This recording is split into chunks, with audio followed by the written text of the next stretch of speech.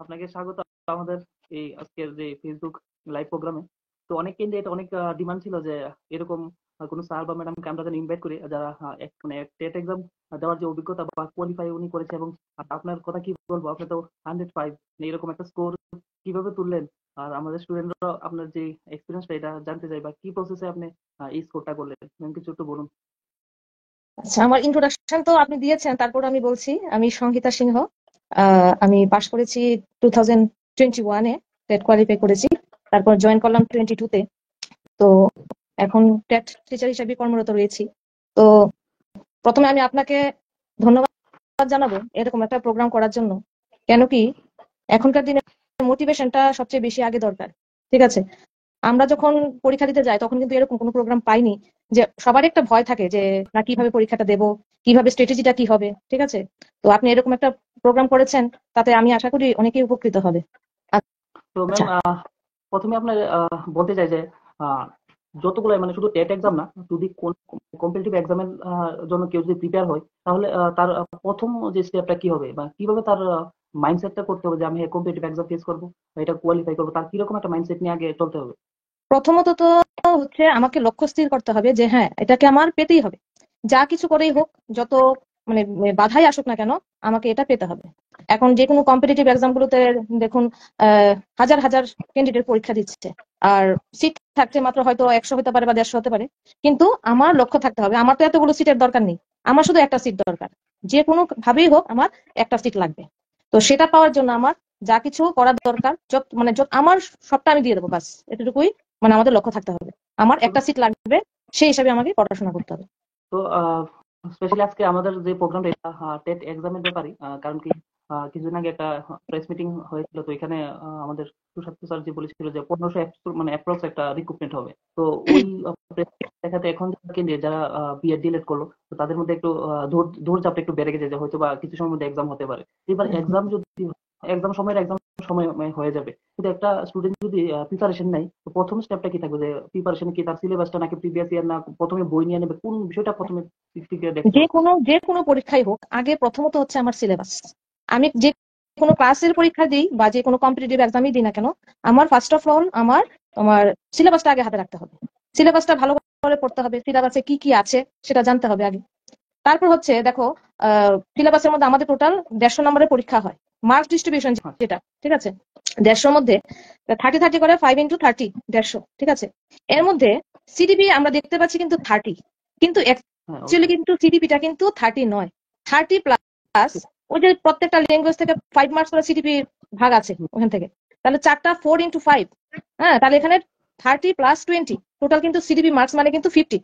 হ্যাঁ, হ্যাঁ, ঠিক ঠিক ঠিক ঠিক। হ্যাঁ, আপাতত দৃষ্টিতে দেখা যাচ্ছে যে 30, কিন্তু আসলে কিন্তু সিডিপিটা 50। সুতরাং হ্যাঁ। প্রথমে আমার, যেহেতু আমি ট্যাটু পরীক্ষা যদি দিই, তাহলে কিন্তু সিডিপিটা আমার ভালো করে পড়াশোনা আগে করতে হবে। তাহলে কারণ এটাতে তো ম্যাম আমার 50 মার্কস এটাতে। ঠিক আছে, এমনি তো দেখতে দেখা যাচ্ছে যে না, এটা 30, কিন্তু অ্যাকচুয়ালি ইন্টারনালি এটা থেকে আমি 50 আনসার করতে হচ্ছে। তো ম্যাম এটাই বলতে চাইছি যে কোনো ক্যান্ডিডেট যদি তার টেট এক্সামের যে প্রিপারেশন নেই, প্রথমত তার সিলেবাসটা একদম সম্পূর্ণ আইডিয়া থাকতে হবে। এই হ্যাঁ, সিলেবাস সিলেবাস যেন পুরো। সিলেবাস সিলেবাস থাকতে, মানে সিলেবাসটা হাতে রাখতেই হবে। আমি আগে হাতে সিলেবাসটা নেব।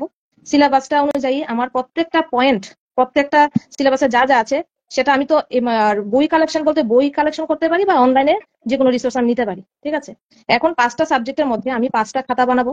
এখন হুম। সিলেবাসটা হাতে ধরে, প্রত্যেকটা পয়েন্ট ধরে, হ্যাঁ, আমি যে কোনো বই থেকে যা পাই ওই সম্পর্কে, বই থেকে কিছু নিতে পারি, তারপরে অনলাইন থেকে কিছু নিতে পারি। আমার আলাদা যে খাতাটা, সেটা আমার শর্ট নোট করে নিতে হবে যে আমি কিভাবে পড়াশোনা করব। আমি এখন একটা বইয়ের মধ্যে সবকিছু থাকতে পারে না, ঠিক আছে, নাও থাকতে পারে। তারপর এরকম 4-5টা বই আমি নেব। 4-5টা বই থেকে ওই সিলেবাসের ওই পয়েন্টটা, ওই সাবজেক্টটা থেকে আমি যা যা পাই সবগুলো আমার এই ছোট খাতাটার মধ্যে আমি সব লিস্ট করব। তারপর অনলাইন থেকে ইউটিউবে আমি নিতে পারি। ইউটিউবটা এখন ভালো কাজ করছে। ইউটিউব থেকে, মানে আমি যখন পরীক্ষা দিয়েছি, আমি কিন্তু 1 বছর বাড়িতেই পড়াশোনা করেছি। হ্যাঁ, সেক্ষেত্রে আমি বই খুব কমই ইউজ করেছি, মানে পড়াশোনা করেছি। ইউটিউব থেকে কিন্তু আমি অনেক বেশি মানে সাহায্য নিয়েছি আর কি। তো সেক্ষেত্রে আমার আলাদা একটা খাতা ছিল। হ্যাঁ, বই থেকে যা পেয়েছি সেগুলো নোট করেছি, প্লাস ইউটিউব থেকে দেখে দেখে দেখে দেখে আমি আমার মতো করে একটা খাতা বানিয়েছি, সেই নোট বানিয়েছি। তারপর পরীক্ষার সময় আবার এই খাতাটা থেকে আমি পড়াশোনা করে তারপর পরীক্ষা দিতে গেলাম আর কি। তো ম্যাম প্রত্যেকটা এক্সামের দিক থাকে, মানে যখন এক্সাম হয় বা টেট এক্সামের যে কোশ্চেনটা সেট আপ হয়, তো যারা কোশ্চেন সেট আপ করে প্রত্যেকটা এক্সামের কিন্তু এর একটা ক্রাইটেরিয়া থাকে যে কিরকম মানে নিট একটা যে সেট আপ মানে কোশ্চেনটা যে সেট করে প্রত্যেকটা কোশ্চেনের একটা একটা ডিমান্ড থাকে। এবার টেটের ক্ষেত্রে যে এক্সামিনার যিনি কোশ্চেনটা সেট করে কিরকম ডিমান্ড থাকে তাদের, যে একটা কিরকম স্টুডেন্ট হতে হবে। যেমন এসএসসির ক্ষেত্রে যেমন রিজনিং হোক, ইংলিশ হোক, তো ত্রিপুরার যে টেট এক্সামটা মানে কি মানে কোন স্পেশালিটিটা থাকতে হয় একজন টিচারের মধ্যে বা একটা ক্যান্ডিডেটের মধ্যে, কি ডিমান্ড চায় তারা, কি ডিমান্ড করে? দেখুন, স্টুডেন্ট বলতে স্টুডেন্ট সবারই, আমি আমি যেটা মনে করি সবার মধ্যেই কোয়ালিটি আছে, ঠিক আছে? তো এখন কেউ মনে করেন যে 2 ঘন্টা পরে একটা জিনিস মনে রাখতে পারছে, আবার কেউ সেটা শিখতে কিন্তু আবার 4 ঘন্টাও লাগছে। তাহলে আমাকে কি করতে হবে? আমি যদি একটা জিনিস মনে রাখতে না পারি, তাহলে যে জিনিসটা আমি 2 ঘন্টায় পারছি না সেটা আমি 6 ঘন্টা লেবার দেবো, ঠিক আছে না? তাহলে আমার একটু বেশি পরিশ্রম করতে হবে হয়তোবা। সবার ক্ষেত্রে তো এটা সমান না, কেউ একটু অল্প করে পারছে আর কেউ একটু বেশি করতে হচ্ছে।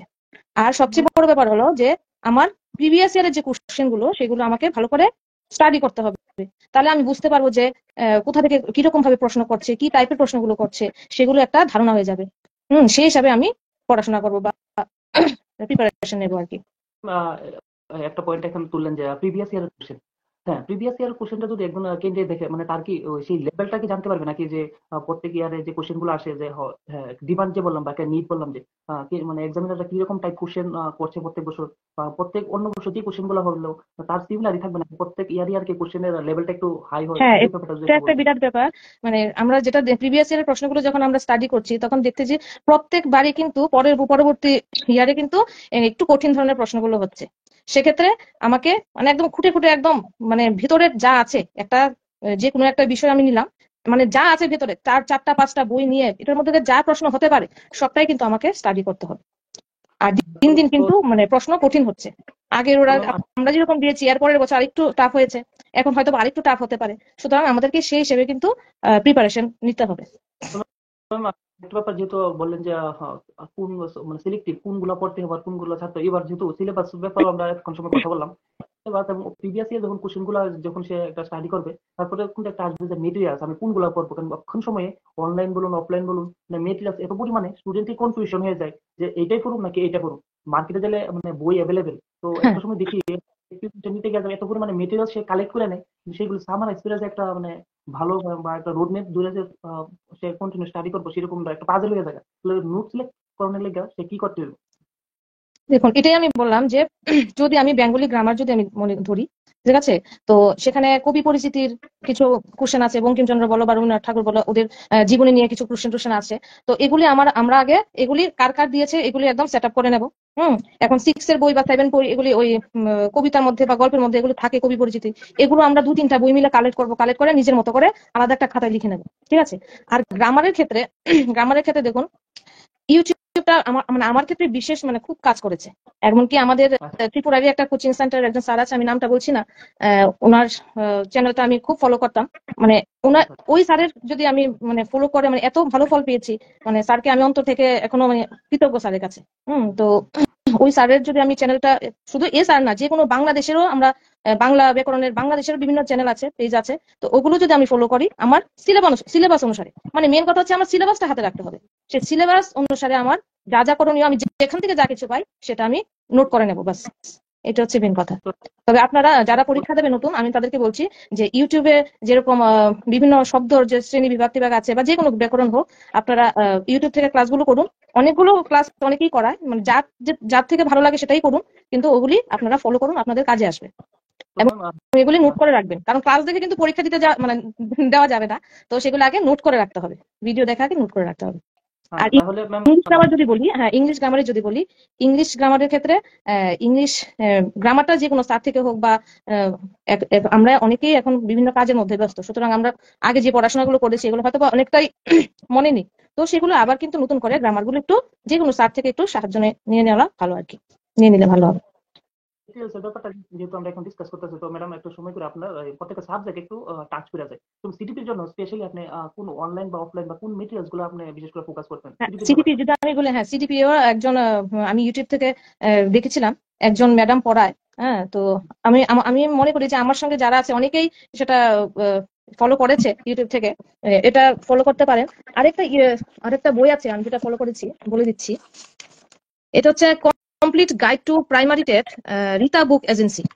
রীতা বুক হ্যাঁ এজেন্সি, হ্যাঁ, by R Bhattacharya, by R Bhattacharya, এই বইটা রীতা বুক এজেন্সি। তো এই বইটার মধ্যে মানে আমি যেটা ওই প্রথম দিকে বলেছিলাম যে সিটিপি 30 নাম্বার প্লাস বিভিন্ন ল্যাঙ্গুয়েজের যে 5 নম্বরের কোশ্চেন গুলো থাকে, এই বইটা যদি ফলো করেন তাহলে কিন্তু আমার মনে হয় আপনি 30-তে 25 অবশ্যই ক্যারি করতে পারবেন। মানে মানে এখানে খুঁটিনাটি অনেক কিছু আছে এই বইটার মধ্যে আর কি।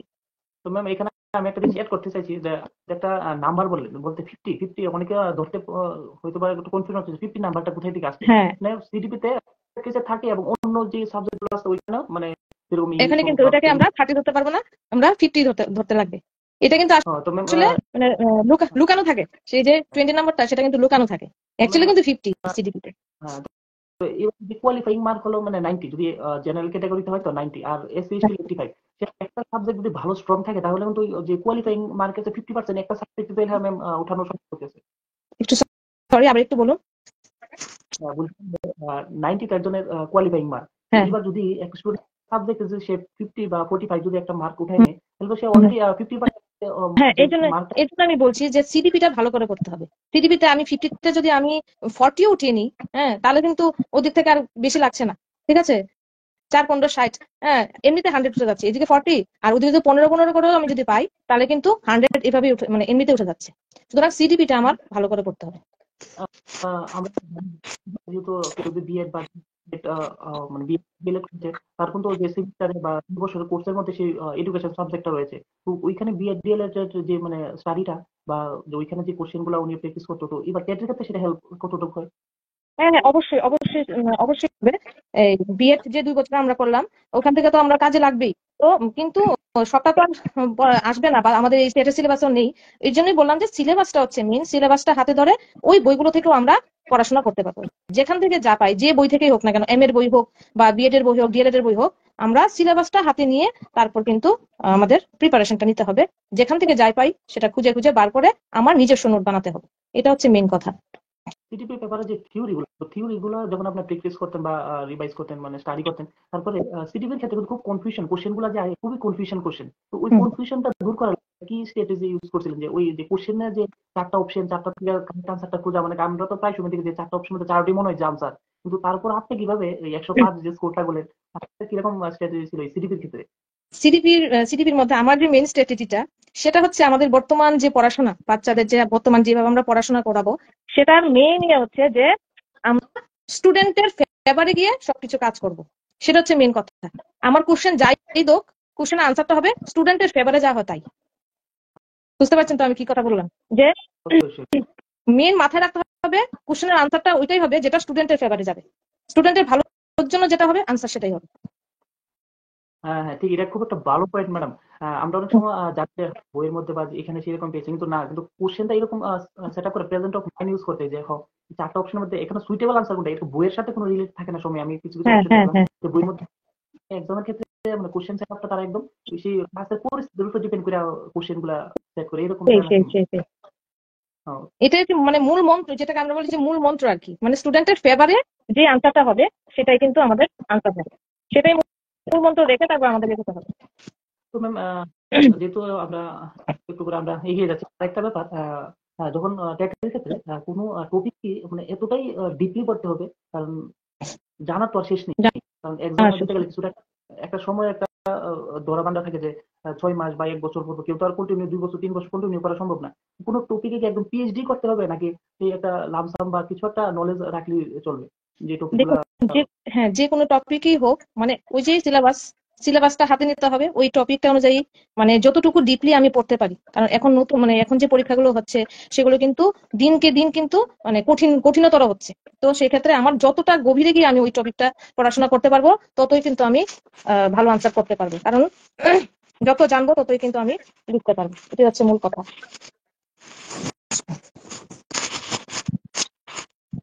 ম্যাম আরেকটা ব্যাপার, যেরকম প্রিভিয়াস ইয়ারের যে কোশ্চেন, মানে প্রিভিয়াস ইয়ারের কোশ্চেন তো আর এই ইয়ারের কোশ্চেন সেম থাকবে না, না। তো সেম এবার তো কখনোই আপনি হবে না। তো বললেন যে ওই সময় যে লেভেলটা আর এবারে লেভেলটা হাই থাকবে। তো বলছিলাম যে তো কোশ্চেন যে প্র্যাকটিস করবে, তো কোশ্চেনের প্র্যাকটিসের ধরনটা কিরকম থাকবে? যে গত বছরের লেভেলে কি সেই প্র্যাকটিস করে যাবে নাকি গত বছর থেকে একটু ভালো মানের কিছু কোশ্চেন সিলেক্ট করার ওইগুলো প্র্যাকটিস করতে হবে? এখন ধরুন যে মানে বলছে যে আমি যদি শরৎচন্দ্র নিয়ে আমি যদি কথা বলি, যে শরৎচন্দ্রের আগে যদি যে কোনো একটা প্রশ্ন, গত বছর যে প্রশ্ন আসলো হয়তো বা শরৎচন্দ্রের একটি উপন্যাসের নাম লেখো, এরকম আসলো। কিন্তু নেক্সট লেভেলে এবার আসতে পারে শরৎচন্দ্রের বাড়ি কোথায় ছিল, ঠিক আছে, বাড়ি কোন কোন গ্রাম, কোন জায়গার কোন অঞ্চলে ছিল, কোন গ্রামে ছিল, মানে প্রত্যেকটা জিনিস একটু, মানে কথা হচ্ছে যে গভীরে গিয়ে আমার পড়াশোনা করতে হবে, বাস এটাই হচ্ছে মূল কথা। গতবার তো যে ম্যাম লেভেল যেরকম ছিল এর থেকে আরো ভেতরে গভীরে গিয়ে পড়াশোনা করতে হবে। তো ম্যাম যেহেতু প্রত্যেকটা সাবজেক্টে আছে, তো সিটিপি বললেন, এবার ইংলিশ পেপারটা যদি বলি, তো ইংলিশ পেপারের মধ্যে আরেকটা বিষয় আপনার কিছুক্ষণ আগে বললেন যে মার্ক ডিস্ট্রিবিউশন বা মার্কটা কিভাবে ক্যারি করতে হবে, কোয়ালিফাইং মার্কের জন্য কিরকম একটা ওই স্ট্র্যাটেজিটা যদি বলতেন। এবার ইংলিশের সাবজেক্ট আমি প্রথমে বলেছি, ইংলিশের ক্ষেত্রে কিরকম মাইন্ডসেট ছিল যে 30 মধ্যে আপনার টার্গেটটা কত ছিল? কারণ অনেক সময় দেখা গেছে ইংলিশে অনেকে উইক থাকে, বিশেষ করে গ্রামারের পার্টটাতে, হুম কারণ হুম। এক্সাম এতটা ইজি দেয় না। মোটামুটি একটা গ্রামারের ভালো অংশ একটা জানা থাকতো। তো আপনার কিরকম টার্গেট ছিল যে 30 এর মধ্যে কত আমার পেতে হবে? যে টার্গেটটা ছিল এটা কিভাবে অ্যাচিভ করছিলেন? দেখুন, টার্গেট সেট বলতে আমার টার্গেট থাকবে 30তে, যাতে আমি 30 পাই, ঠিক আছে না? যে হ্যাঁ, কোনো আমি পরীক্ষায় দিয়ে কোনো আমাদের উচ্চাকাঙ্ক্ষা থাকতে হবে, ঠিক আছে। আমি যদি এখন আমি 90 পাইলে আমি পাস, কিন্তু আমার টার্গেট থাকতে হবে যাতে আমি 110-20 পাই। তাহলে আমি যদি 110 বা 20-এর টার্গেট নিয়ে পড়াশোনা করি, তাহলে কিন্তু ওইটা কিন্তু আমি পাবো না, তাহলে আমার থেকে ওইখান থেকে কিন্তু কমে আসবে। সুতরাং টার্গেটটা কিন্তু 30তে 30 রাখতে হবে। এবার সে মতো আমার পড়াশোনা করে যেতে হবে। আর তারপরে আমি আমার পড়াশোনা যতটুকু করলাম সেই হিসাবে কিন্তু রেজাল্টটা আসবে। তো আমার হ্যাঁ। 25 এর মতো ছিল ইয়েতে, ইংলিশে আর কি, বা 25 তো বা 28 হতে পারে, ঠিক ততটা মনে নেই। আমি 25 এর থেকে আরেকটু নিচে আসছি, যে 20 যদি ধরি ইংলিশের ক্ষেত্রে, কারণ কম্প্রিহেনশন টেস্টই মোটামুটি 10-12 মতো চলে আসে। আর বাকি প্যাডাগোগির পার্ট থেকে 4-5 এর মতো, আর বাকিটা গ্রামারের অংশটাই থাকে। তো হ্যাঁ, আপনি ওইটা কিভাবে? প্যাডাগোগি থেকে যদি আমি 5 থাকে, তো 5 থেকে যদি আমি 4ও পেয়ে যাই, ঠিক আছে, আর ওই দিক থেকে যদি আমি 20, হ্যাঁ 20 পেয়ে যায়, তাহলে তো আমার 24 হয়ে গেল ওই দিকটায়। তারপর আমি এই জায়গাটা ইংরেজি যেহেতু যাদের দুর্বল, কেউ যদি দুর্বল থাকে ইংলিশে, তাহলে বেঙ্গলি থেকে মার্কস আনা যায়। বেঙ্গলিতে তো 30তে 28 যেমনি তেমনি পাওয়া যায়। একটু ডিপে গিয়ে পড়তে হবে, গ্রামারটা ভালো তো করে ম্যাম আপনার পড়তে হবে। কম্প্রিহেনশনের ব্যাপারটা যদি আসি, তো কম্প্রিহেনশনের যে আমরা যখন মাধ্যমিক বা 12 দিতাম বা লেভেলে যে এক্সাম দিতাম, ওই সময় যে কম্প্রিহেনশন টেস্টগুলো সেম কি আমরা ওইগুলাই যদি প্র্যাকটিস করলে মানে এক্সামে সলভ করা সম্ভব, নাকি তার থেকে আরেকটু অ্যাডভান্স লেভেলের কম্প্রিহেনশন যেগুলা ওইগুলা সলভ করতে হবে? একটু তো অ্যাডভান্স লেভেলের করতে হবে, কারণ পরীক্ষার ইয়েটা কিন্তু পাল্টাচ্ছে, আস্তে আস্তে কঠিন দিকে যাচ্ছে, সুতরাং একটু অ্যাডভান্স দিকেই করতে হবে। আর কম্প্রিহেনশন টেস্টের মধ্যে অনেকগুলো আছে, দেখবে যে ওয়ার্ড মিনিং যেগুলো, এগুলি করা যায় না। ওয়ার্ড মিনিং, অপোজিট মিনিং, এগুলি আলাদা, মানে এগুলি এক্সট্রা যদি নলেজ না থাকে তাহলে কিন্তু সেটা ওই কম্প্রিহেনশন টেস্টের পেজ মধ্যে থাকে না, সেটার আনসারটা, সেটা আলাদা জ্ঞান থেকে দিতে হয়। তো সেক্ষেত্রে আলাদা নলেজ যাদের ভালো আছে সেটা করতে পারবে ইংলিশে, নইলে একটু কষ্টকর হয়ে যায় আর কি। গ্রামারের পার্টটা কিভাবে স্ট্রং করলেন? গ্রামারের পার্ট বলতে আমি অ্যাকচুয়ালি অন্য কম্পিটিটিভ এক্সাম গুলোর জন্য প্রিপারেশন নিচ্ছিলাম আর কি তখন। তো টিপিএসসি এর জন্য প্রিপারেশন নিচ্ছিলাম। তো বিশেষ করে আমি কিন্তু টেটের পরীক্ষায় মাত্র পড়েছি 1 মাস। আমি প্রিপারেশন নিচ্ছিলাম জিআরবিটির জন্য। জিআরবিটির জন্য বিশেষ করে অনেক, মানে অনেক অনেক পড়েছি। তো জিআরবিটির 1 মাস পরে কিন্তু আমাদের টেট পরীক্ষাটা ছিল। তো জিআরবিটির যে এসএসটি পোর্শনটা যেটা ছিল, ওইটা কিন্তু আমার, জিআরবিটিতে যেগুলো পড়েছি এগুলো কিন্তু আমার কাভার করে নিয়েছে টেটে। আর বাকি 1 মাসের মধ্যে আমি বেঙ্গলি, ইংলিশ, গ্রামার টামার গুলো, এগুলো সিডিপি এগুলো পড়েছি আর কি। তো ম্যাম আপনি বললেন যে কিন্তু আমি এটার মধ্যে একটু একটা পয়েন্ট ধরছি। 1 মাসে কিন্তু আপনি এক্সামটা কোয়ালিফাই করেননি, আপনার ক্ষেত্রে অন্যরকম, কিন্তু আপনার বেসিকটা কিন্তু ম্যাম ক্লিয়ার ছিল। হ্যাঁ হ্যাঁ হ্যাঁ, 1 মাসে কোনোভাবেই পারা যাবে না। মানে আমি তো যেহেতু টিপিএসসির জন্য প্রিপারেশন নিচ্ছিলাম, তো সেটা 1 বছর, 1.5 বছর, 2 বছর যাবত কিন্তু সেটা আমার কিন্তু প্র্যাকটিস চলছে। সুতরাং যে কোনো পড়াশোনায় কিন্তু তোমার রেগুলারিটি থাকতে লাগবে, সেটা হচ্ছে মেন কথা। আমি কিন্তু ছিলাম, হঠাৎ আচ্ছা। করে 1 মাসের মধ্যে কেউ ট্যাট পেয়ে যাবে এটা বলা মানে অসম্ভব, ঠিক আছে, সেটা সম্ভব না কোনোভাবেই। ট্যাটের যে বিশাল সিলেবাস, সেটা 1 মাস কি 3 মাস পড়লেও পারা যাবে না। সুতরাং মিনিমাম তো 1 বছর ধরে সেটা পড়াশোনা করতেই হবে। হ্যাঁ, রেগুলারিটি চালিয়ে রাখতে লাগবে। আর খুব আর 3 মাস, 3টা মাস মিনিমাম, মানে সূর্যচন্দ্র না দেখে পড়াশোনা করতে হবে, এটা হচ্ছে মেন কথা। যদি চন্দ্র তার সূর্য কাছে না দেখে ঘরের মধ্যে বন্দি হয়ে পড়াশোনা করতে হবে, এটা হ্যাঁ, হচ্ছে মেন কথা। হ্যাঁ, এটা ম্যাম আরেকটা কোশ্চেন ম্যাম, যেহেতু চন্দ্র সূর্যের কথা এই জায়গাতে আই বলছে, মানে তার এক্সামের প্রতি খুব ডেডিকেটেড থাকতে হবে। তো অনেক সময় অনেকে আমার কমেন্ট করে যে ম্যাম 2-3 দিন বা 4 দিন এক নাগাড়ে আমি পড়াশোনা করলাম, তারপরে যে আমার যে mood-টা, মানে বা মোটিভেশনটা আস্তে আস্তে ব্রেকডাউন হয়ে যায়, মানে এটা কিভাবে কন্টিনিউ লাগবে? সেটা দেখো, আহ, আমি আজকে 5 ঘন্টা পড়লাম, কালকে আমার 5 ঘন্টা পড়ার ইচ্ছে নাও থাকতে পারে। ঠিক আছে, তো আজকে 5 ঘন্টা পড়লাম, কালকে না হয় একটু কম পড়লাম, 2 ঘন্টা পড়লাম, কিন্তু রেগুলার পড়াটা আমার চালিয়ে যেতে হবে, এটা হচ্ছে মেন কথা। আর অনেকে অনেক সময় বলে যে আমি তো পড়ি কিন্তু আমি ভুলে যাই। ভুলে যাচ্ছি, পড়ছি কিন্তু ভুলে যাচ্ছি। কিন্তু সবাই তো আর মনে রাখতে পারবে না, আর এত এত ভাগ সিলেবাস সেটা একসঙ্গে মনে রাখাও সম্ভব না। তো সেটা কি করতে হবে, প্রতিদিন আমার সেটাকে দেখে যেতে হবে, প্রতিদিন রিভিশন করতে লাগবে আর কি। যাই আমি তো ম্যাম আগে 2 দিন আগে পড়লাম সেটাকে আবার একটু চোখ জ্বালিয়ে নিতে হবে। তো ম্যাম এখন তো ইংলিশ পেপারটা করলাম, তো ইংলিশের পরবর্তীতে আমি যদি এবার বেঙ্গলিও আপনি বেঙ্গলিটাও আর ইংলিশেরটা সেম, গ্রামার পার্ট আছে, সাহিত্য পার্ট, হ্যাঁ, গ্রামার, বেঙ্গলি।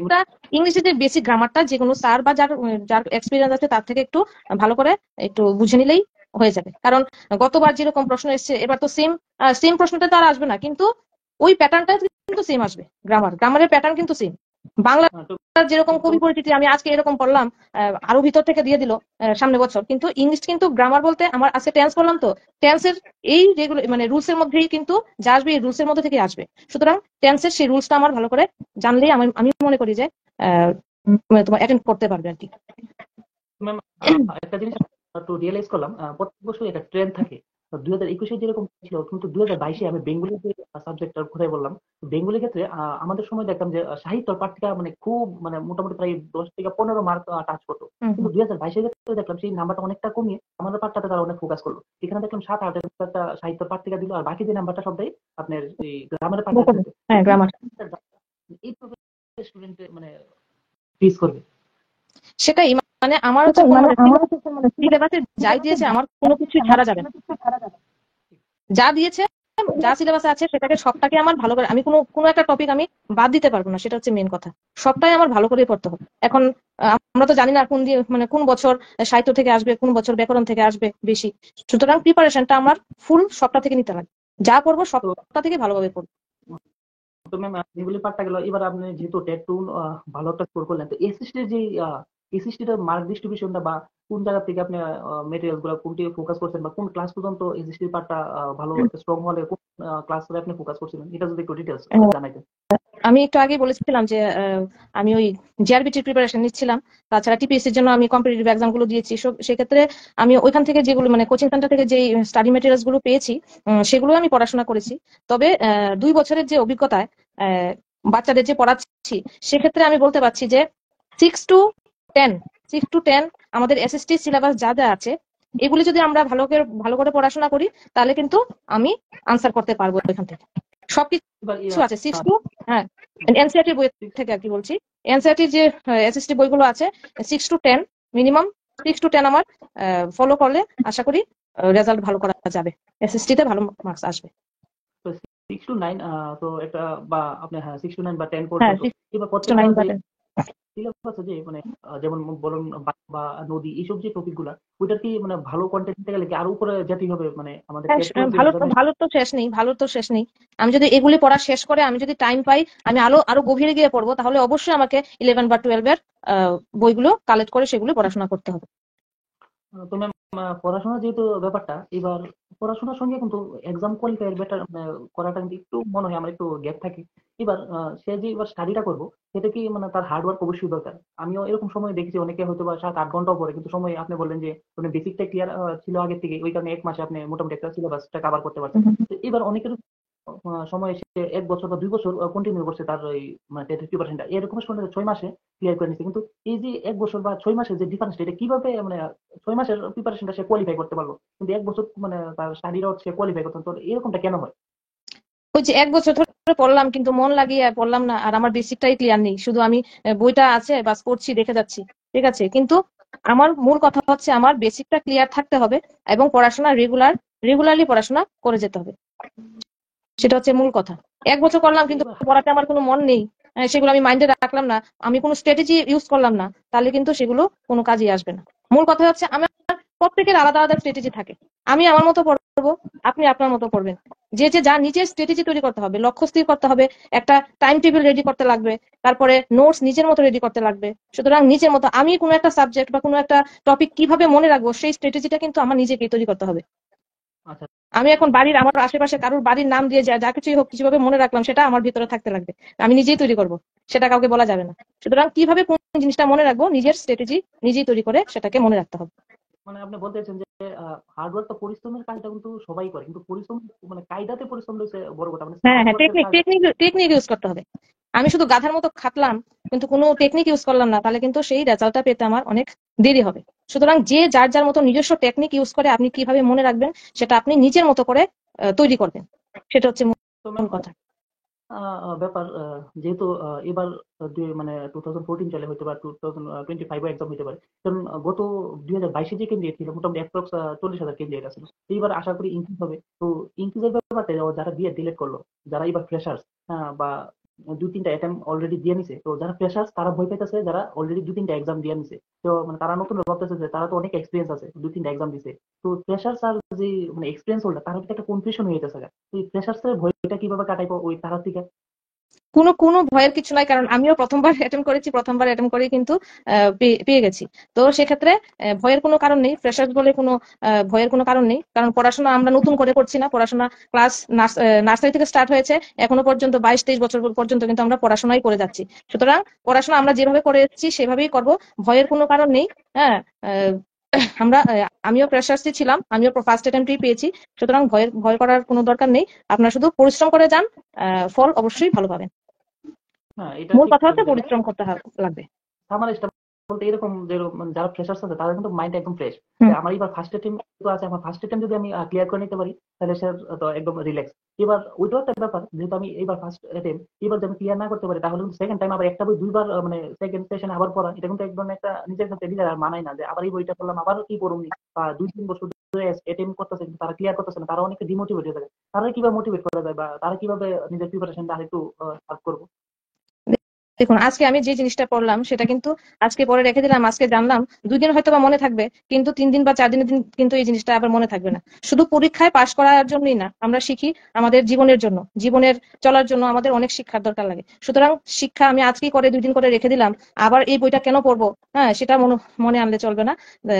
আমরা যেহেতু আমরা জীবন পর্যন্ত মৃত্যুর আগ পর্যন্ত আমরা কিন্তু শিখে যাই। সুতরাং পড়াশোনাতে কোনো লজ্জা নেই যে আমি একটা বই কেন বারবার পড়বো। হ্যাঁ, পড়াশোনা চালিয়ে যেতে হবে, সুতরাং এটাতে কোনো লজ্জা নেই।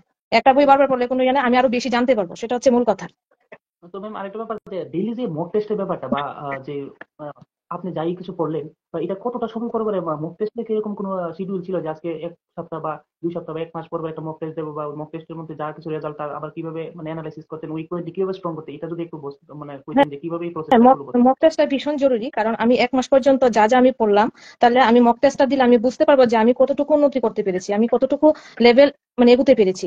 ঠিক আছে, সেই হিসাবে আমি যদি রেজাল্ট আমার খারাপ হয়, আমি কোন জায়গায় দুর্বলতা আমার আছে সেটা আমি খুঁজে বার করতে পারবো। সেই হিসাবে নেক্সট আমি আরো এই জায়গাটা এই সেই দুর্বলতাটা খুঁজে নিয়ে সেই জায়গাটা আমি আরো স্ট্রং করতে পারবো। তো সেক্ষেত্রে কিন্তু মক টেস্ট খুবই জরুরি, মক টেস্ট দেওয়া পরীক্ষার আগে খুবই ভালো, সেটা আপনাকে এগুতে সাহায্য করবে অনেক। মানে যেহেতু মক টেস্টের পরে কিছু ভুল গুলো ধরা পড়ে এটা রিভাইজ করতে, কিন্তু ম্যাম আপনি এরকম স্পেশালি কোনো ধরনের হাতের তৈরি কোনো নোটস তৈরি করলেন কিনা, যে আপনি যাই কিছু পড়তেন কোনো এরকম হাতের তৈরি কোনো নোটস আপনার আছে কিনা বা আপনার প্রিপারেশন করতে? না, হাতের তৈরি নোট বলতে ওইটা যেটাই বললাম যে বিভিন্ন বই থেকে কালেক্ট করেছি, তারপরে ইউটিউব যখন দেখতাম ইউটিউব থেকে বিভিন্ন পয়েন্টস গুলো নোট করেছি।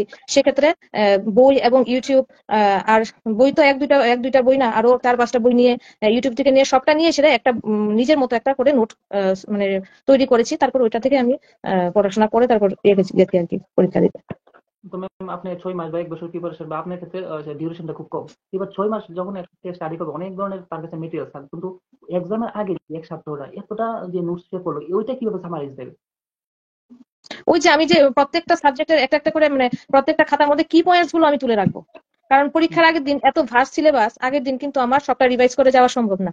সুতরাং আমি যে ওই নিজের যে খাতাটা বানালাম, ওইখানে যে কি পয়েন্টস গুলো আমি যে নোট করে রাখলাম, পরীক্ষার আগের দিন আমি একমাত্র ওই কি পয়েন্টস গুলোই কিন্তু দেখে যাব, যাতে ওই কি পয়েন্টস গুলো দেখলে যাতে আমার পুরোটা মানে মনে আসে আর কি। ঠিক আছে, যাতে আমি ধরতে পারি কোনটা। সুতরাং আমি পরীক্ষার আগের দিন আমার ওই কি পয়েন্টস গুলোই কিন্তু দেখে যাব। এইভাবেই কিন্তু আমাদের প্রিপারেশন নিতে হবে, কারণ পরীক্ষার আগের দিন মেন্টাল প্রেশার এতটা থাকে যে আর এত ভার সিলেবাস সেটা পড়ে যাওয়া কখনোই সম্ভব না। সুতরাং নিজের তৈরি যে কি পয়েন্টস গুলো আছে সেগুলি কিন্তু আমাদের ভালো করে মানে রিভাইজ করতে লাগবে ওই দিন পরীক্ষার আগের দিন। আচ্ছা ম্যাম আরেকটা ব্যাপার, যেহেতু আমরা টেট ওয়ান এর ক্ষেত্রে 5টা সাবজেক্ট এবং টেট টু এর ক্ষেত্রে সেটা 60 হয়ে একটু ডিভাইড হয়ে ওইখানে 60 থাকে। তো এবার কারণ 5টা সাবজেক্টে আমার মনে হয় না সবাই স্ট্রং থাকে, হয়তো বা 2টা বা 3টা বা 4টা এরকম 1-2টা সাবজেক্ট অনেকের উইক থাকে। তো আপনার যে মার্কের যে ডিস্ট্রিবিউশনটা ওইটা কিভাবে করবে? যদি কেউ মনে করেন যে আমি টেট 1 এর কথাই বলি, এবার ম্যাথে সে উইক, তো একটা সাবজেক্ট অটোমেটিক তার মার্ক অনেকটা কমে যাবে, তো বাকি 4টা সাবজেক্ট ওই ম্যাথের মার্কটা অন্য সাবজেক্ট কিভাবে অ্যাডজাস্ট করে তার 90 যদি হয়, কারণ এখনের সময় অনেক ক্যান্ডিডেট 90 তুললেই সে হয়তো কোয়ালিফাই, কিন্তু তার মেরিটও আসতে হবে। তো এই মার্কের ডিস্ট্রিবিউশনটা যদি একটু ডিটেলস করতেন কিভাবে নাম্বারটা ক্যারি করা যায়। দেখুন, প্রথমত যদি আমি বলতে যাই যে কোনো ব্যক্তি কিন্তু মানে সবকিছু যে পারবে সবকিছুই জানবে সেটা কোনো কথা না। ঠিক আছে, যে কোনো ব্যক্তিরই একটা সাবজেক্টে বা যে কোনো একটা বিষয়ে দুর্বলতা থাকতেই পারে। সেক্ষেত্রে ম্যাক্সিমাম স্টুডেন্টের ক্ষেত্রে দেখা যায় যে ম্যাথের ক্ষেত্রে একটু দুর্বলতার লোকের পরিমাণটা একটু বেশি। তো সেক্ষেত্রে আমি যদি ম্যাথটা কম পারি তাহলে দেখুন, যদি ম্যাথ 30 নাম্বারে থাকে সেক্ষেত্রে কিন্তু 30 নাম্বারে কিন্তু আমার কঠিন প্রশ্ন সবগুলো আসে না। হ্যাঁ, ঠিক। ঠিক আছে, সেটা 30 নাম্বারে কিন্তু কঠিন সবগুলো আসে না। সেক্ষেত্রে কিন্তু আমার সিম্পল সিম্পল কিন্তু কিছু মিনিমাম 6 to 7 তো থাকবেই, মানে মানে একদম সহজ প্রশ্নও আসে। ঠিক আছে, আর যেটা সব- যদি কঠিন দেয় আর বাকিগুলো কঠিন দেবে, খুব কঠিনও যদি হয় মিনিমাম 6-7টা তো থাকবেই, যে বেসিক প্রশ্ন যেগুলো একদম সোজা আসে। তো সেক্ষেত্রে যেটাতে আমি দুর্বল সেক্ষেত্রে কিন্তু আমার ম্যাথটাকে আমার বেসিক গুলো আগে করে নিতে হবে। যেগুলি পারবো না সেগুলো আমি ছেড়ে দেবো, কিন্তু যেগুলি সোজা যেগুলো আমি পারবো সেগুলো আমি ভালো করে রাখবো, যাতে ওখান থেকে যাতে আমি 6 to 7 মার্কস আমি এখান থেকে পেয়ে যাই। তারপরে আমি যেটাকে বললাম যে প্যারাগোগির যে 5 নাম্বার, সেটাকে আমি ছাড়ছি না কোনোভাবেই। ঠিক আছে, সেখানে 5 নাম্বার আছে। তো সেখান থেকে 7 যদি আমি ধরি, 7 + 5 এখানে 12 নাম্বার সেখান থেকে হ্যাঁ, কাভার হচ্ছে। সেখান থেকে কাভার হচ্ছে, মানে আমি সিডিপিটাকে কোনোভাবেই মানে ছাড়তে চাইছি না আর কি, সিডিপি সবকিছুতেই থাকতে লাগবে। তো সেক্ষেত্রে এদিকে আর বাকি যে 4টা সাবজেক্ট আছে ওইগুলো ভালো করে করবো, যেটাতে দিয়ে ভালো সেটা যাতে আমি 30-তে 30 মানে পেতে পারি, সেদিকে লক্ষ্য রেখে পড়াশোনাটা করতে হবে আর কি। আর যদি ওইটা মনে করেন যে চারটা তো ওইটা তো করতে যদি 4টাতে 20 করে যদি আমি পাই, তাহলে 4 × 20 80। আর ওই দিক থেকে যদি ম্যাথে আমি 10 উঠাতে পারি তাহলে তো আমাদের 90 উঠে যাচ্ছে। আর 90 এসসি, হ্যাঁ, এসসি এসটি দের ক্ষেত্রে তো আর একটু কম হলো, প্রবলেম নেই। তো ম্যাম ওইটা একটা ভালো কথা বললেন যে আমরা শুধু পড়াশোনা করলেই হবে না। এবার আবার একটা তো আমার কাছে টার্গেট আছে যে আমার 90 বা 83 বা 90-83 ক্রাইটেরিয়া থেকে আমি মনে করি যে 110 বা 120। তো এইবার যে প্রত্যেকটা স্টুডেন্টের কিন্তু মার্ক ডিস্ট্রিবিউশনের ব্যাপারটা জানতে হবে যে কিভাবে আমি 110 উঠাবো। মানে হুম 150 মধ্যে তো 150 উঠা কোনোভাবেই সম্ভব হয় না। সম্ভব না। আহ, আহ, তো এইবার 10 কিভাবে উঠাবো ওইটা আগে জানতে হবে, মানে এই কথাটা তো আগে কিভাবে করবো ওই ব্যাপারটা যে আরেকটু ক্লিয়ার করতে। দেখুন, স্টুডেন্ট তো ভেরি করে, সবার তো ক্ষমতাটা সমান না। ঠিক আছে, তো সেক্ষেত্রে যারা সবটা বিষয়েই স্ট্রং সেক্ষেত্রে তাদের ক্ষেত্রে তো কোনো প্রবলেম নেই, তারা সবটাতেই ভালো করে প্রিপারেশন নেবে। তো এখন কথা হচ্ছে, যদি আমি একটা সাবজেক্টে যদি খারাপ হই, দুর্বল হই, যেমন ম্যাথে দুর্বলতা আছে কারোর, তাহলে কিন্তু আমাকে ওই ডিস্ট্রিবিউশনটা ওইভাবেই মেন্টালি প্রিপারেশন নিয়ে ওইভাবেই করতে লাগবে, যে মিনিমাম আমি যতটা সম্ভব আমি ম্যাথ থেকে উঠাতে পারি, আর বাকিগুলো থেকে যাতে আমি ওই মার্কস গুলো কাভার করতে পারি। তো ম্যাম সেক্ষেত্রে আমি আরেকটা ব্যাপার। 110 বা সেক্ষেত্রে আমি 110 বা 120 মধ্যে যাচ্ছি না, যারা একটা আচ্ছা, সাবজেক্টে বা দুইটা সাবজেক্টে দুর্বল। ঠিক আছে, 110 বা 120 ওঠানো কিন্তু বিশাল ব্যাপার টেটের মধ্যে। তো সেক্ষেত্রে যারা সবল প্রত্যেকটা সাবজেক্টে, তাদের কাছে কিছুটা মানে সহজ হয়ে যায় আর কি। আর যারা তো ম্যাম হ্যাঁ বলুন। তো হ্যাঁ, আরেকটা ব্যাপার, যেহেতু মানে টেট যারা বিএড ডিএলএড করছে সবাই কিন্তু টার্গেট থাকে যে টিচার হওয়া বা টেট কোয়ালিফাই করা। এবার বিএড ডিএলএড করা মানে কি সে টেট কোয়ালিফাই করে নিতে পারবে এরকম কোনো কিছু আছে? অনেকের কাছে কিন্তু অনেক ভুল ধারণা যে আমি বিএড ডিএলএড করছি মানে কি আমি টেট কোয়ালিফাই করতে পারবো। বিএড ডিএলএড এর ব্যাপারটা টেটের ব্যাপারটা সম্পূর্ণই তো আলাদা। ওই জিনিসটা কিভাবে আপনি একটু। প্রথমত বলতে বলতে চাই যে আমি জীবনে কিছু, আমি ট্যাব টিচার হতে পারবো না সেটা অন্য অন্য কেউ পারছে আমি পারছি না, বা আমি পারবো না সেটা মানে মাইন্ডে কখনোই আনবো না। আমি মাইন্ডে আনবো যে আমি সব পারবো। ঠিক আছে, তো সেক্ষেত্রে শুধুমাত্র বিএড আর ডিএলএড করলেই যে আমি টিচার হয়ে গেলাম বা টেট কোয়ালিফাই হয়ে গেলাম, সেটা কখনোই ভাবা ঠিক না। কারণ টেটের সিলেবাসটা পুরোটাই আলাদা, আর বিএড ডিএলএডটা পুরোটাই আলাদা। আর দুইটার কম্বিনেশনে হয় গিয়ে টেট পরীক্ষা। ঠিক ঠিক ঠিক। আমরা ক্লাস 1 থেকে 10 পর্যন্ত যা কিছু পড়লাম, এই সিলেবাসটা প্লাস বিএড আর ডিএলএড মিলে কিন্তু টেট পরীক্ষাটা হচ্ছে। সুতরাং আমি শুধু যদি বিএড আর ডিএলএড করলাম তাহলে কিন্তু মাত্র আমি হাফ হাফ শিখলাম, হাফ নিয়ে হুম হুম হুম। শিখলাম। আর বাকি টেট পরীক্ষা যদি হয় তাহলে বিএড ডিএলএড প্লাস 1 to 10 যা পড়লাম বা 1 to 12 যা পড়লাম সবগুলো থাকছে টেট পরীক্ষার মধ্যে। সুতরাং বিএড বা ডিএলএড করলে আমি টেট কোয়ালিফাই করতে পারবো, এরকম ভাবা উচিত না। তা করতে হলে মানে পুরোটা সিলেবাস একদম ভালো করে করতে হবে, 1 to 12 plus BEd DElEd. Ma'am আপনি একটা জিনিস আমার খুব ভালো লাগছে যে সিলেবাসটার প্রতি আপনি প্রচন্ড জোর দিচ্ছেন যে সিলেবাসই আমাদের মেইন একটা রামবান যে একটা মেডিসিন। তো এখানে সিলেবাসটা হাতে থাকতে হবে, আপনি যখনই পড়তে বসবেন সিলেবাসটা হাতে থাকতে লাগবে। সিলেবাস অনুযায়ী কিন্তু আমাকে এগিয়ে যেতে হবে। এমনকি ম্যাম আমি সিলেবাসটা যদি আমি পুরোপুরি ভালো করে মানে পড়ি, তাহলে ওইখান থেকে সিলেবাসের মধ্যে থেকে আমি অনেকগুলো প্রশ্নের উত্তর দিতে পারবো। তো ম্যাম সিলেবাস যেহেতু আপনি এত জোর দিচ্ছেন সিলেবাসের উপরে, এই জিনিসটা আমিও একটা রিয়েলাইজ করলাম, মানে সিলেবাসটা যদি কেউ ভালোভাবে স্টাডি করে নেয় বা প্রিভিয়াস এর কোশ্চেন গুলা যদি সলভ করে সে, তো আমি দেখলাম যে 50% বা যে 60% যে সিলেবাসের যে মানে জায়গাটা 50% বা 60%, ওইখান থেকে ম্যাক্সিমাম যে প্রিভিয়াস এর কোশ্চেন গুলা মোটামুটি 70 বা 80% কন্টেন্ট কিন্তু ওই 50% সিলেবাস থেকে আই পড়ে। ওই একদম ব্যাপারটা একদম কি? একদম সেটাই। সিলেবাসটা পড়তে হবে। আমি তো বললাম সিলেবাসটা ভালো করে 2-3 বার কি প্রত্যেক দিনই পড়তে লাগবে সিলেবাসটা ভালো করে পড়লে কিন্তু আমি সিলেবাস থেকেই আমি ওই যে অনেকটা আনসার করতে পারবো। পরীক্ষাতে যে আসবে সিলেবাস থেকেই, সিলেবাসটা পড়লে ওখান থেকে আনসার করা যায় অনেকগুলো। সুতরাং সিলেবাসটা আমার একদম মাইন্ডে একদম সেট আপ করে নিতে হবে। একদম 105 তোলাটা ঠিক আছে একদম বিশাল ব্যাপার, কিন্তু এই 105 তোলার পেছনে কিন্তু অনেকটাই পরিশ্রম আপনার ছিল। তো ওই এক্সামের যে একটা ভয় বা এক্সামের সময় যে একটা স্ট্রেস বা কিভাবে আমি কোয়ালিফাই করবো কিনা, যে নিজের প্রতি একটা ডাউট, তো ওই যে ভয়টা ওই যে স্ট্রেসটা আপনি কিভাবে মানে ওইটারে কন্ট্রোল করে রাখতেন, বা কিভাবে আপনি নিজের নিজের খুব মানে ফ্রি রাখতেন, ওই ব্যাপারটা যদি একটু বলেন। স্টুডেন্ট প্রায় সময় দেখি তারা ডিমিটোবিট হয়ে যায় বা স্ট্রেসে আয়া তারা মানে এক্সামের যে দেওয়ার যে এক্সাম হলের যে মানে এত 2 মাস বা 1 বছর যে পরিশ্রমটা, সে স্ট্রেসে আয়া সেটা এক্সামটি বরবাদ করে দেয়। ওইটা থেকে কিভাবে নিজের বাঁচিয়ে রাখা যায়? সেটাই বলছি যে যে কোনো পরীক্ষা যাওয়ার আগে বিশাল বিশাল একটা মেন্টাল স্ট্রেস থাকে। তো সেক্ষেত্রে আমার প্রথম যেটা আমি একটু আগেও বললাম যে পরীক্ষার আগের দিন আমি আর কোনো কিছু পড়াশোনা করব না। শুধু যে কি পয়েন্টস গুলো আমি লিখে রাখলাম সেগুলো শুধু আমি একটু রিভাইজ করব পরীক্ষার আগের দিন। এবং পরীক্ষার দিন যখন আমি এক্সাম সেন্টারে গেলাম, তখন অনেকেই দেখি বই খাতা নিয়ে একদম শুধু মানে অনেক পড়তে শুরু করে। ঠিক আছে, তখন কিন্তু সেই পড়া কিন্তু পড়া হয় না, সেগুলো আরো মেন্টাল স্ট্রেস কিন্তু আরো বাড়িয়ে দেয়। তো সেক্ষেত্রে আমি যা কিছুই পড়বো আগের দিন রাতে বাড়িতে রেখে পরের দিন সকালবেলা একদম মাইন্ড ফ্রেশ হয়ে, হ্যাঁ, আমাকে এক্সাম সেন্টারে যেতে হবে। আর ওইখানে গিয়ে সেটা যে খাতা নিয়ে পড়লাম, এটা পড়লাম, সে পড়ার কিছু পড়া হয় না। আর এক্সাম সেন্টারে গিয়ে আমি কিছু এটা আমি মনে আছে কিনা এটা দেখি, এটা আমি পারি কিনা, এই জিনিসটা করা একদমই ঠিক না। তাহলে কি হয়, মানে একবার যদি কোনো একটা জিনিস ভুলে যায় সেটা আর মানে এক্সাম হলে থাকা পর্যন্ত আমার সঙ্গে সেটা হয় আর কি। এক্সাম সেন্টারে যতক্ষণ থাকলাম সেটা আর কিন্তু মনে আসে না। সুতরাং বাড়ি থেকে যখন যাব একদম মাইন্ড ফ্রেশ করে একদম ফ্রি হয়ে সেন্টারে যাব, ওইখানে কেউ খাতাপত্র দেখার দরকার নেই। তারপরে একজন হলে শান্তি মতো বসে প্রথমে ওএমআর শিটটা ভালো করে আমার ফিল আপ করতে লাগবে। যদি ওখানে কোনো কনফিউশন থাকে, এখানে ইনভিজিলেটর যারা আছে তাদের কাছ থেকে একটু সাহায্য নিয়ে নেবো। আমি উল্টাপাল্টা, কারণ ওএমআর শিট তো একটাই দেবে। তো সেক্ষেত্রে একবার যদি এটা নষ্ট হয়ে যায় সেটা আর কিছু করার থাকবে না। সেক্ষেত্রে আমি যদি না পারি আমি বসে থাকবো, একটু ওয়েট করবো, ইনভিজিলেটর আসলে সেটাকে দেখিয়ে আমি আগে প্রিপারেশন মানে ফিল আপ করে নেবো। তারপর যেটা তো বললাম ম্যাম, প্রশ্নগুলো। হ্যাঁ বলুন। বলুন হ্যাঁ, প্রশ্নগুলো। তারপর যেটা বলছিলাম যে আমি যেটা করি আর কি, যে পেপারসটা যখন পেলাম একটা কোশ্চেন দেখলাম, তারপরে আবার ওই মেশিনটা একটা দাগালাম, ফিল করলাম, সেটা না করে আগে আমি মোটামুটি 30 থেকে 40 মিনিট রেখে দেবো শুধু ফিল আপ করার জন্য। আর আচ্ছা। বাকি 2 ঘন্টা, হ্যাঁ, বাকি 2 ঘন্টা যা প্রশ্নগুলো করলাম সেগুলো আমি কোনো প্রকার যাতে টাইম ওয়েস্ট না করি, টাইম নষ্ট না করে জাস্ট একটা পড়লাম, যে আনসারটা হবে আমি দাগিয়ে দাগিয়ে দাগিয়ে দাগিয়ে চলে গেলাম। বাস লাস্ট 30 মিনিট বা 40 মিনিট রাখলাম যেটার জন্য আমি শুধু ফিল আপ করবো। সেখানে আর দেখার কোশ্চেন দেখার কোনো দরকার নেই, যা দাগালাম তাই করলাম। জাস্ট 30 to 40 মিনিট আমি ভালো করে একদম একদম মাইন্ড ফ্রি হয়ে, সেখানে কিন্তু আবার ভুল হবার সম্ভাবনা থাকে। সেটা আমিও অনেকবার 1-2টা ভুল করেছি, মানে যেটা ভালো মানে সঠিক সেটা দাগিয়েছি, ওইখানে গিয়ে ফিল আপ করেছি ভুলটা। তো সেক্ষেত্রে খুব সতর্ক থাকতে হবে, খুব সতর্ক থেকে যা করেছি সেগুলি ফিল আপ করে পরীক্ষা দিয়ে আসতে হবে।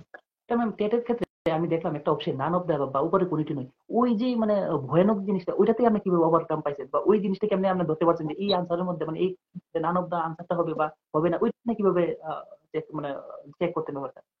সেটার জন্য তো মানে খুব খুব কনফিডেন্ট থাকতে হবে যে এই কোশ্চেনটা আমি যদি জানি, তাহলেই আমি এটা বুঝতে পারবো যে না উপরে কোনটি নয়, আসল আনসারটা যদি আমার জানাই থাকে। আর না হলে তো কিছু করার নেই, না হলে তো এমনিতেই দাগিয়ে আসতে হবে। সুতরাং মানে আমি কারণ ওই কোশ্চেনের আনসারটা যদি কনফিডেন্ট থাকি তাহলে আমি বলতে পারবো যে উপরে কোনোটাই নয়। আর নইলে তো পুরো মাথার মধ্যে কনফিউশনের মানে আহ, ইয়ে পড়ে যাবে। তো সেক্ষেত্রে কিছু করার নেই, সেটা বুঝে একটু দিতে লাগবে আর কি। তো আসল একবার করলেন, আনসারটা আসলে জানা থাকা উচিত আর কি। আগে আপনি একটা টাস্ক দিছিলেন যে যেই কন্টেন্ট গুলো আমার সিলেবাস গুলো পড়ুক একদম যেন ক্লিয়ার থাকে, যেন কোশ্চেন দেখার পরে যেন কনফিউশন না হয় যে আনসার গুলো নিয়ে, এই ব্যাপারটা হম তো হম, আগে একবার কই। এটাই এটাই। তো আরেকটা কিছু তো আর জানা সম্ভব না, সেক্ষেত্রে যেটা জানি, যদি জানি তাহলেই বুঝতে পারবো যে উপরে কোনোটি নয়, নান অফ ড্রাইভার। তো সেক্ষেত্রে এটাই করতে হবে কি, আসল আনসারটা জানতে হবে, আর না জানলে যে কোনো একটা দাগিয়ে আসতে হবে, কিছু করার নেই।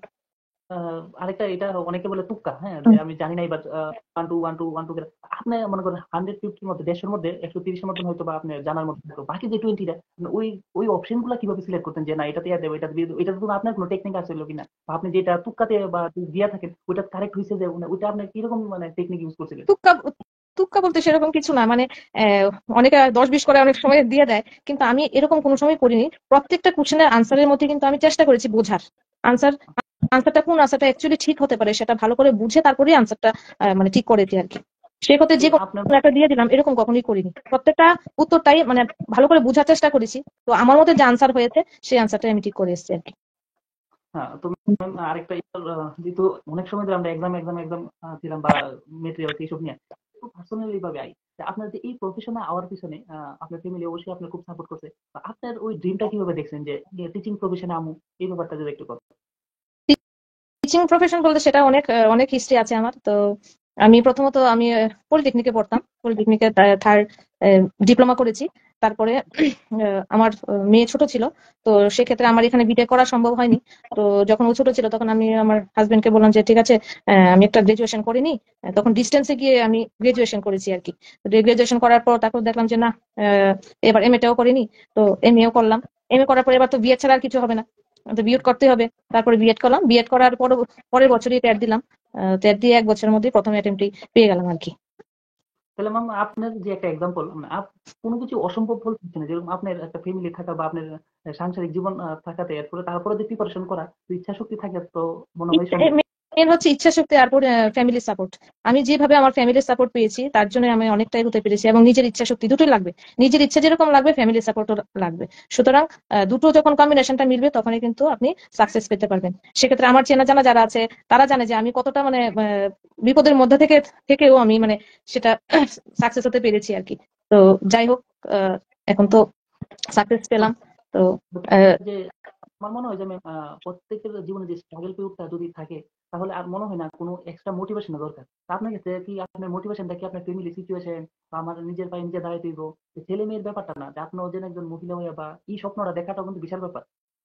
সেটা আপনি যেন ছোটবেলা থেকেই আমার স্বপ্ন ছিল যে কিছু একটা করব, নিজেরটা মানে নিজেরটা কারোর কাছে গিয়ে নয়, নিজের দ্বারা নিজে প্রতিষ্ঠিত হবো, এরকম একটা স্বপ্ন ছিল। তারপরে যাই হোক পড়াশোনা করলাম, ফ্যামিলি সাপোর্টও পেলাম, যার জন্য আজকে এই জায়গায় আসতে পেরেছি আর কি। নিজের ইচ্ছা এখন শক্তিটা আগে যেটা মেন। তো এখন ইউথ জেনারেশন যারা আছে ম্যাম তারা ম্যাক্সিমাম সোশ্যাল মিডিয়াতে অনেকটা অ্যাক্টিভ। মানে তারা যেহেতু এক্সাম দিব মানে প্রিপারেশন নিব, সে তার মাইন্ডটা ডাইভার্ট হয়ে যাবে সোশ্যাল মিডিয়াতে, ফেসবুক হোয়াটসঅ্যাপ এইসব নিয়ে। তো তারা যেহেতু এক্সাম দিব সে বিয়ে ডিলেট করছে মানে কি সে একটা উদ্দেশ্য আছে যে টেট কোয়ালিফাই করতে। তো ওই দিকটাতে সে বেশি সময় দেখাইতেছে সোশ্যাল মিডিয়া, তার এবার ওইখান থেকে নিয়ে আয়া মানে পড়াতে বসানো, মাইন্ড করানো, ওইটা যদি একটু কর তো কিভাবে তার ওই সাইডটা থেকে সুবিধা এই সাইডে আসবে। দেখুন, প্রথমত হচ্ছে আমার নিজের ইচ্ছা থাকতে হবে। আমি কি করব কিভাবে করব সেটা কাউকে বলে কয়ে কিছু করানো যায় না। সুতরাং আমি ঠিক। আমার ফোনটাকে কিভাবে ইউজ করব, সোশ্যাল মিডিয়াতে আমি কতক্ষণ থাকবো, কতক্ষণ থাকলে আমার ভালো হবে, কতক্ষণ থাকলে আমার খারাপ হবে, আর কতক্ষণ আমি পড়াশোনায় দিতে পারবো না না দিতে পারবো, পুরোটাই কিন্তু নির্ভর করছে আমার নিজের উপর।